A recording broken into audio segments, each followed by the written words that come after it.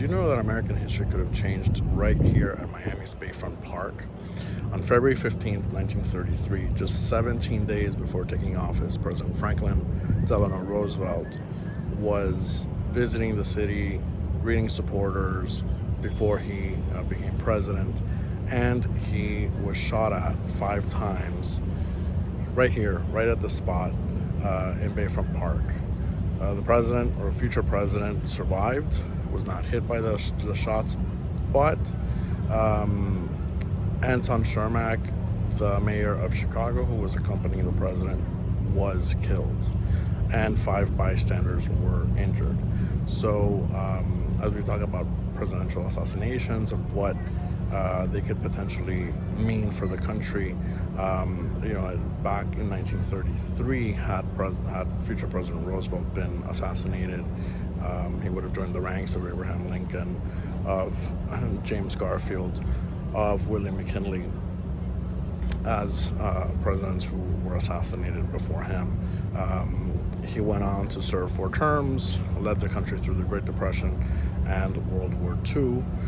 So just imagine what an assassination of that magnitude would have meant for the country itself, and for American history, American politics. I mean, everything that we've talked about Franklin Roosevelt doing, not only in shaping the United States as it is today, but even the Democratic Party as it is today. So just think of the magnitude of such a killing in American politics and the ramifications it would have for decades and generations to come.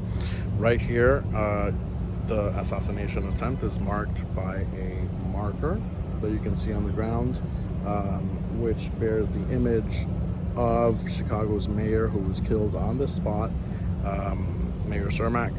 And on the plaque, you can see the last words that the mayor spoke to President Roosevelt: "I'm glad it was me instead of you."